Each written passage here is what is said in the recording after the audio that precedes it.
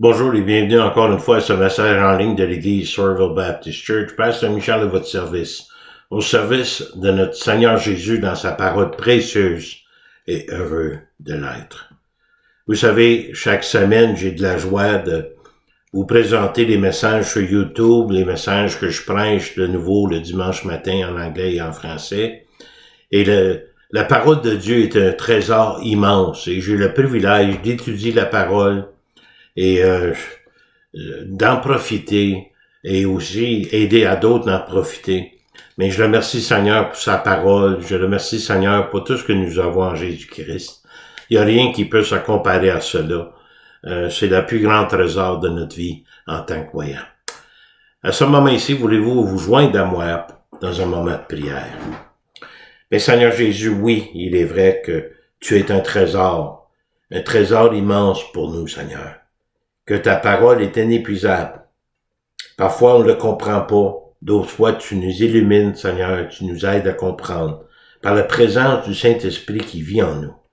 Le Saint-Esprit que tu nous as donné pour nous instruire, pour nous diriger, nous guider dans ta sagesse qui est ta parole. Seigneur, pour ceux qui te connaissent pas comme sauveur personnel, ni Seigneur, que tu puisses, par la puissance du Saint-Esprit, leur convaincre de leur plus grand besoin, un besoin spirituel pour la vie après cette vie et pendant cette vie aussi. Nous te remercions d'avance pour tout ce que tu vas faire. Au nom précieux de Jésus. Amen. Citation avant de commencer. Tout risquer avec Jésus, c'est mettre fin à tous les risques. Citation de Charles Spurgeon. Aujourd'hui, dans Hébreux 10, 32 à 39, nous allons voir le salut vive par la foi. Il y a 2 semaines, nous avons vu dans Hébreux 10, 11 à 18, l'œuvre parfaite de Christ et le pouvoir de s'approcher de Dieu à travers de cette œuvre. Nous avons tant de bénédictions, tant de ressources à notre disposition à travers le Christ, y compris une relation personnelle avec le Dieu de l'univers, étendue à travers de la communion avec d'autres croyants, les frères et sœurs dans la famille de Dieu. Hébreux 10, 19 à 25, l'œuvre achevée de Christ et Jésus nous est présenté l'assurance d'un libre accès auprès du Père. La nouvelle alliance remplaçant l'ancienne. Une nouvelle voie vers Dieu par la grâce et un accès libre devant le trône de grâce de Dieu. Quel merveilleux don! Et ensuite, Hébreux 10, 26, 31, se détourner de Dieu et le danger de rejeter le Christ, nous avons vu ça il y a 2 semaines. Pour ceux qui rejetaient le Christ et refusaient le don du salut de Dieu, c'était de choisir de rester spirituellement mort, sans pardon et sans espoir. C'est de faire face à une condamnation éternelle, éventuelle, sans Dieu, par un choix personnel. Dans l'Hébreu, c'était le 4e avertissement contre l'apostasie de l'auteur. Alors que nous arrivons à la fin du chapitre 10, les croyants en Christ sont encouragés de nouveau à continuer dans leur foi. Un encouragement pertinent pour chacun de nous, être préparé et prêt pour les temps dans lesquels nous vivons. Il y a M. Merrill Graham, un ami de Danville, qui m'a envoyé un livre dernièrement intitulé « Le futur selon la Bible ». L'auteur, David Cloud, utilise la Bible pour expliquer ce qui se passe tout autour de nous, dans le but de nous faire réfléchir à ce que dit la parole de Dieu, avec des références bibliques en profusion. Quand j'ai commencé à lire ce livre, le premier soir, j'ai lu 30 pages. Je n'étais pas capable de ne pas le lire. Mais à un moment donné, c'est mentionné dans le livre comment les croyants essayent de construire le royaume de Dieu ici et maintenant, luttant contre le mal comme s'ils pouvaient combattre Satan par leur propre force. Contrairement à ce que dit la Bible, qui doit se faire. Nous savons, selon la parole de Dieu, que le monde va prendre une tenue désastreuse de plus en plus loin de Dieu. Maintenant, la période de tribulation, les choses ne deviendront pas plus faciles. Donc, il est le temps de partager notre foi en Christ en raison de la condition pénible du monde d'aujourd'hui. On ne peut pas construire le royaume de Dieu Le royaume lui appartient et nous appartenons à ce royaume, mais c'est à lui de l'instaurer. Parfois, nous ne voulons pas savoir les temps difficiles nous attendent. Il est tout à fait naturel de voir que tout se passe bien tout le temps, mais ce n'est pas ça que la Bible annonce pour la fin des temps. Alors que les temps deviennent durs et que le pire arrive, notre foi sera mise à l'épreuve, de la même manière que la foi des disciples l'ont été au moment que Jésus a été crucifié. Est-ce que ce sera différent pour nous? La vérité, qui voudrait vraiment accepter autre chose que le royaume de Dieu? Le royaume qui sera établi lorsque Christ reviendra et qui viendra régner en tant que roi et pas avant. C'est pourquoi le livre des Hébreux a beaucoup d'instructions et d'exhortations concernant la foi, ayant un chapitre complet sur les héros de la foi avec le chapitre 11 que nous verrons bientôt. La question, croyez-vous ce que dit la parole de Dieu à propos de Jésus-Christ? Croyez-vous aux paroles de Christ lui-même? Croyez-vous à ses promesses? Avez-vous répondu à son appel sur votre vie? Avez-vous expérimenté sa grâce? Avez-vous grandi dans votre foi depuis? Êtes-vous véritablement engagé pour la cause de Christ?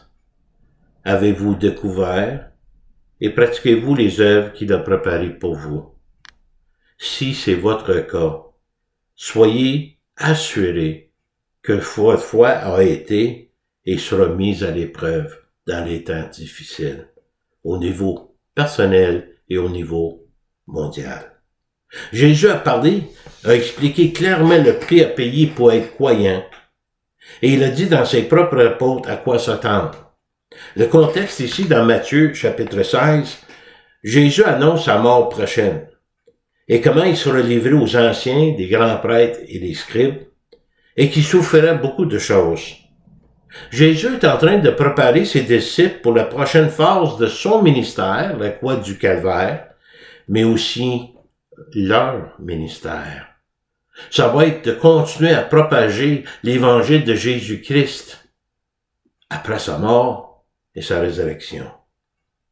Et ici, l'apôtre Pierre va réprimander Jésus en voulant empêcher la mort de Christ, en lui disant que ces choses n'arriveraient pas, c'est maintenant le royaume, t'as pas à mourir. Il pensait de faire de ses propres forces pour pas que ça arrive. En allant en fait à l'encontre de la volonté de Dieu. C'est comme dire à Jésus qu'il avait tort sur ça qu'il disait. Imaginez-vous. Matthieu 16, 22, Pierre l'ayant pris à part, Jésus, mis à le reprendre et dit, « À Dieu ne plaise, Seigneur, cela ne t'arrivera pas. » Avec une réprimande de sa part, Jésus révèle à Pierre rapidement la source de ses pensées. Mais Jésus, se retournant, dit à Pierre, « Arrière de moi, Satan, tu mets en scandale car tes pensées ne sont pas les pensées de Dieu, mais celles des hommes. » De penser qu'on peut construire le royaume nous-mêmes, ici et maintenant, c'est comme le tour de Babel, est impossible, mes amis. Regardons la vérité, que les temps difficiles sont là, et on a à témoigner à travers de ça.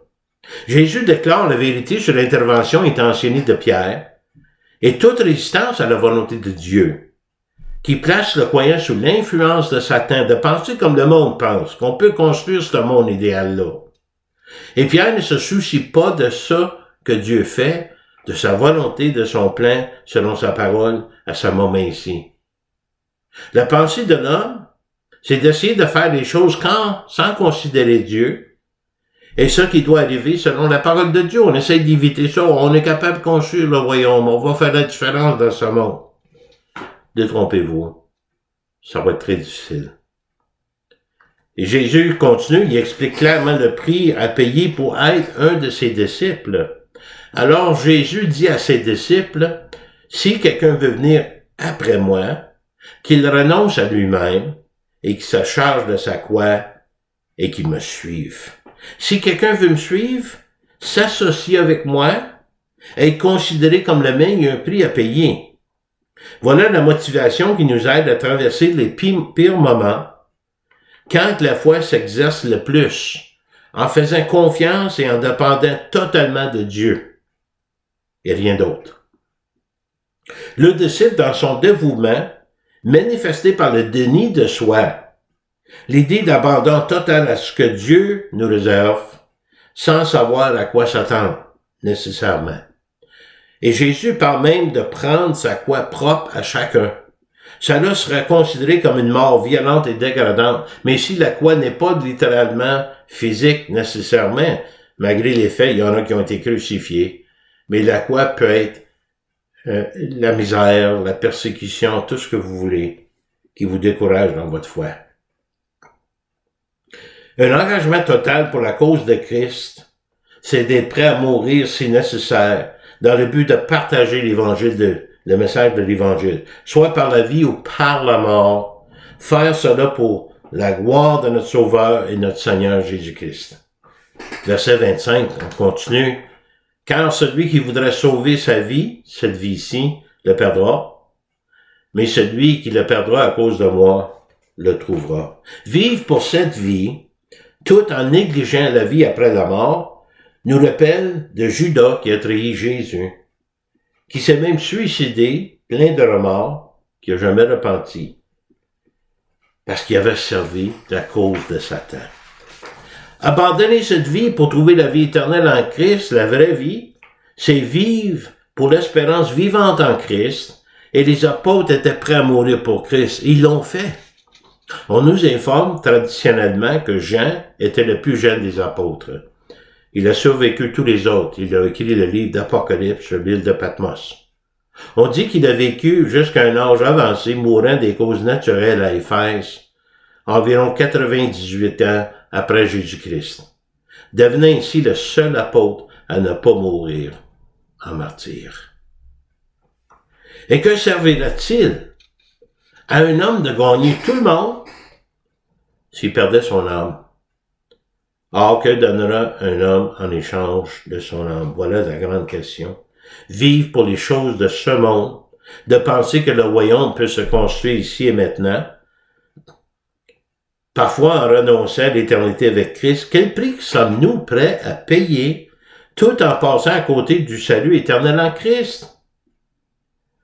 Quel prix Jésus a-t-il payé pour sauver les âmes des hommes? Il a tout donné et cela sans compromis. Il monte et il plaide auprès de l'humanité tout en exprimant la vraie valeur de l'âme éternelle et l'importance d'être assuré de sa destination finale. C'est ça qui compte, les amis. Là, nous arrivons dans Hébreux 10, 32 et 39. Et alors que nous arrivons à la fin de la chapitre 10, l'auteur exprime des paroles d'encouragement, s'adressant aux croyants découragés, et même à ceux qui songeaient de revenir en arrière sur ceux qui pratiquaient avant de connaître la vérité, donc le judaïsme, une religion, des rituels, des traditions, en leur rappelant de leur foi au début de leur conversion. L'auteur leur rappelle comment ils étaient en position pour Dieu à des moments de plus difficiles au début, auparavant. C'est comme s'il dirait, n'abandonnez pas votre course, c'est pas le temps de quitter ou de lâcher. Verset 32. Souvenez-vous de ces premiers jours où, après avoir été éclairés, vous avez soutenu un grand combat au milieu des souffrances. Se remémorer des jours passés, c'est de ramener un fait, un événement ou une situation dans son esprit, de considérer sérieusement les expériences passées pour notre instruction. Après avoir été illuminés, après avoir eu la pleine connaissance de la vérité de Christ, un temps où ils étaient prêts à tout abandonner pour suivre Jésus, ils ont démontré une endurance de la foi à travers de grands combats au milieu des souffrances. Ils acceptaient ça qu'ils vivaient à cause de leur foi en Christ. C'était pas facile au début et ça sera de plus en plus difficile à l'avenir. Où sommes-nous aujourd'hui? Quel progrès a été réalisé? Et l'autre côté de la médaille, qu'avons-nous manqué comme moyen de grandir. Depuis, nous avons reçu la vérité. Et ça qu'il endurait, regardez, ça continue, la liste continue au verset 33. D'une part, exposer en spectacle aux opprobes et aux tribulations, et de l'autre, vous associer à ceux dont la position était la même. Exposer en spectacle devant le monde qui vous regarde. Il suffit de penser aux gladiateurs chrétiens qui étaient dans le forum face à des animaux sauvages, en spectacle public. Des chrétiens qui sont confrontés à une mort certaine par leur foi, pour leur foi, comme si on les plaçait sur un scène ou sur un scène, justement, pour que d'autres puissent les regarder. Par des opprobes, tel que le Christ a souffert pour la cause de Dieu de la part de ses ennemis, à travers les tribulations, l'oppression, l'affliction, la détresse, la pression de vivre sa foi avec conviction. Il y a un fait intéressant dans le verset qui suit, mais pas en français, mais on le trouve en anglais. On lit le verset. En effet, vous avez eu de la compassion pour les prisonniers, et vous avez accepté avec joie l'enlèvement de vos biens, sachant que vous avez des biens meilleurs qui durent toujours.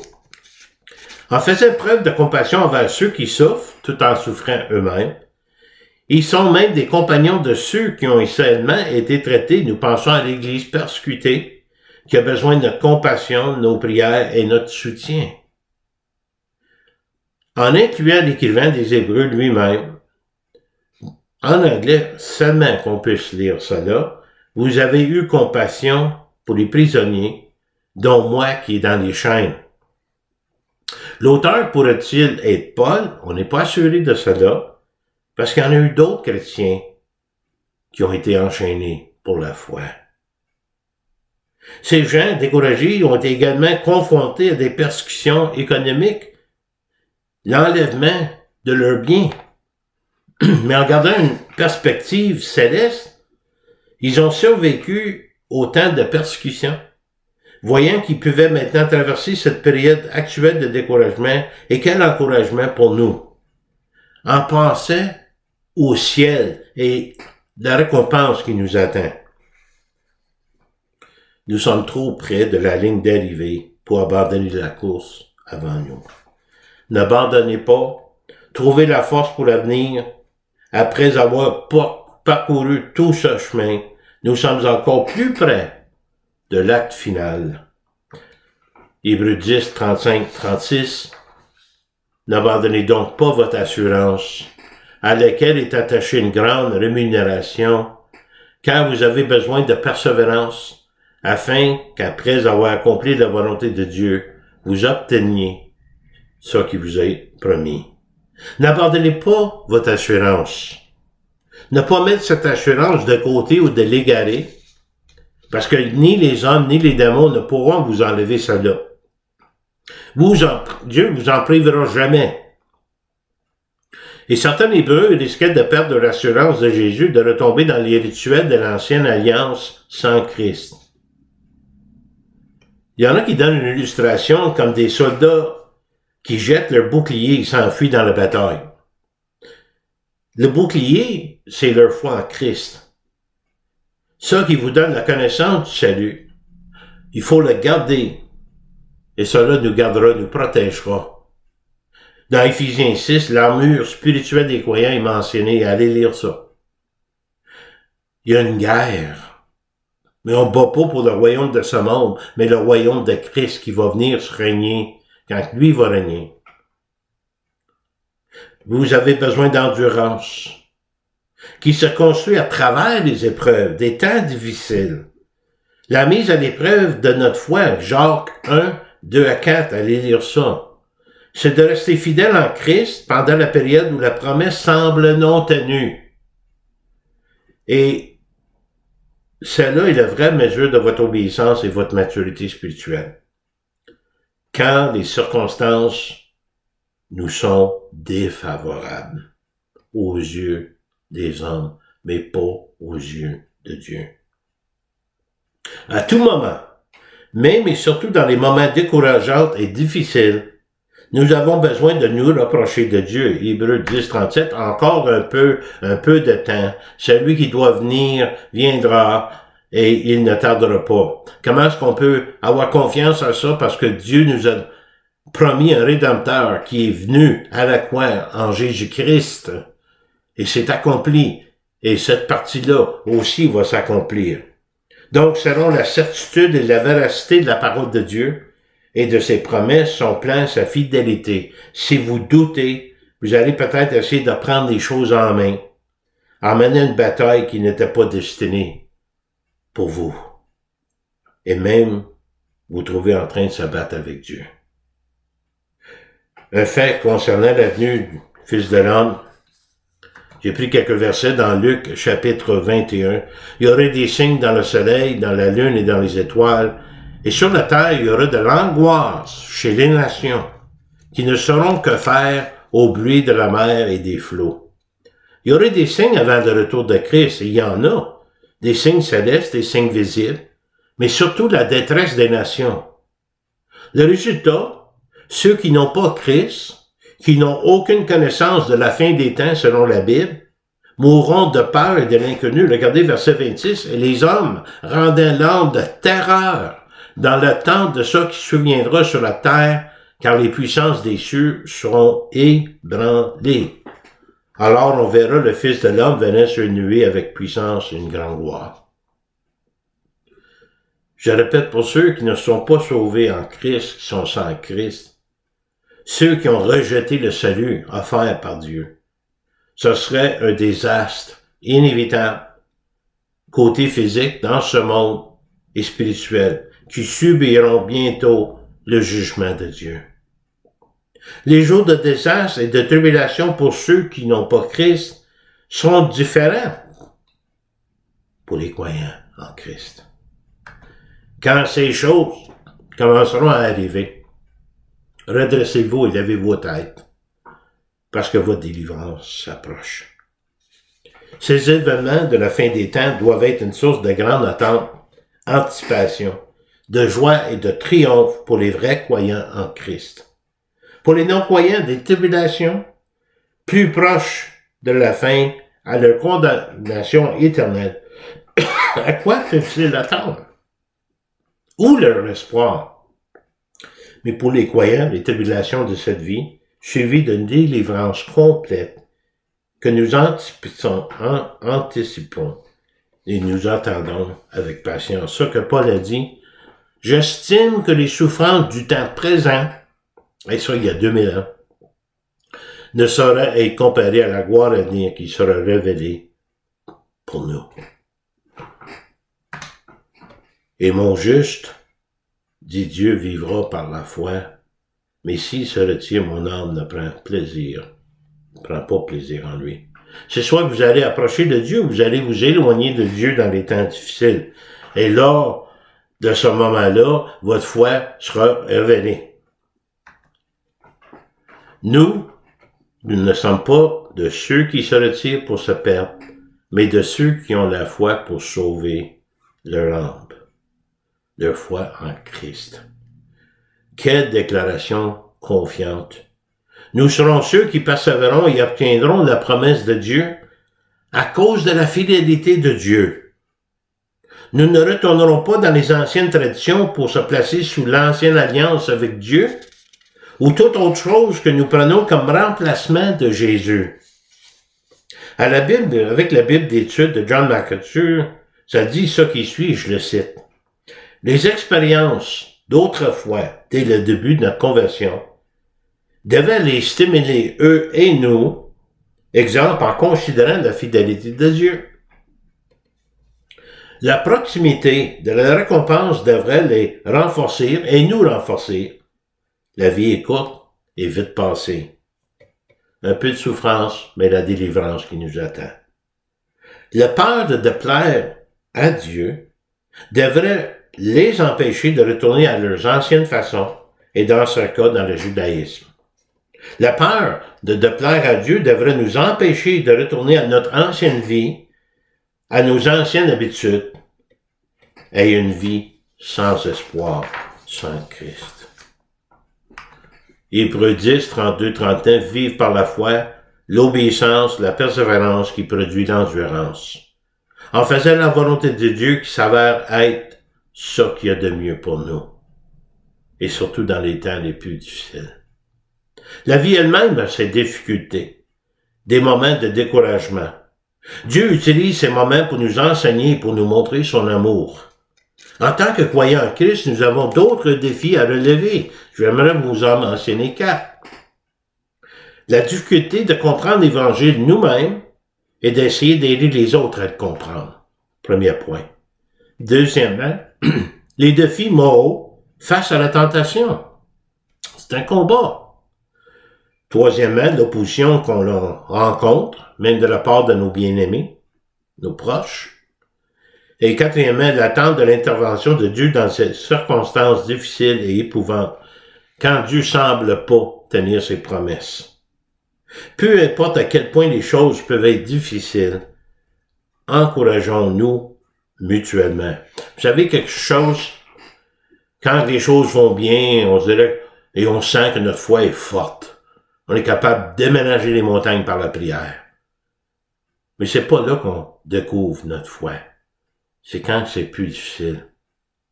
Quand c'est moins évident.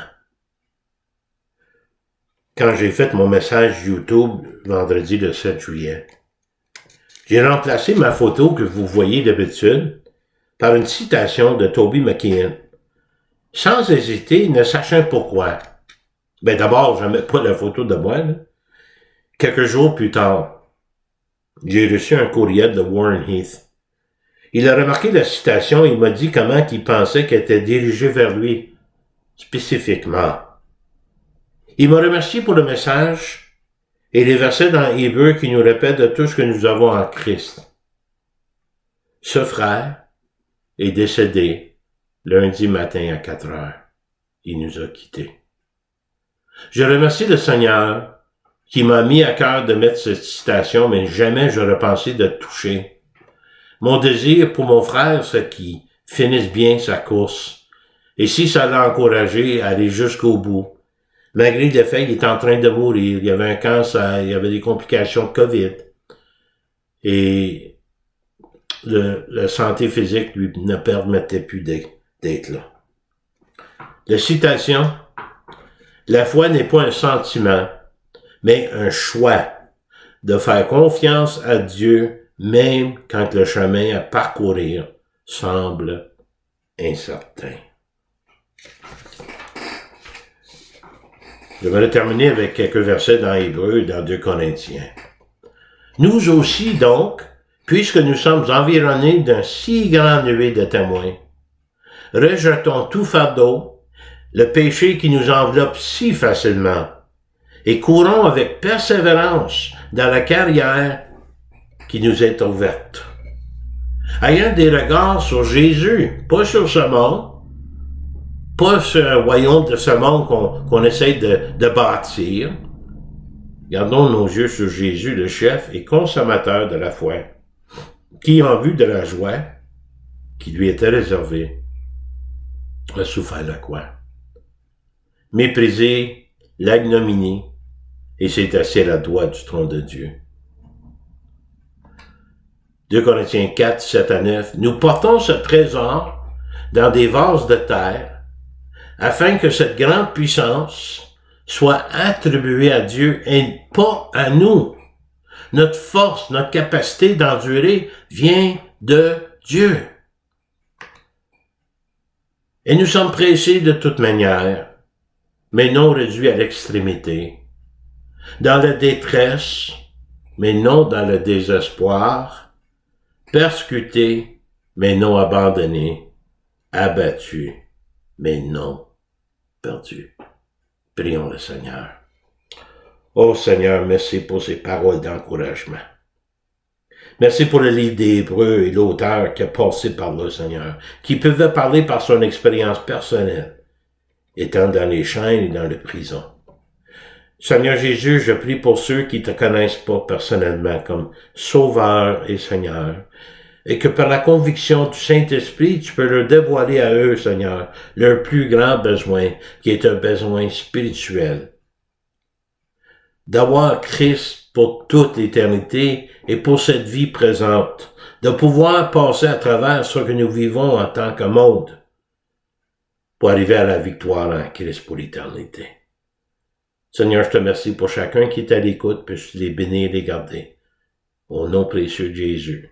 Amen. Vous pouvez me contacter ici à l'église Sourville Baptist Church, 819-889-2819.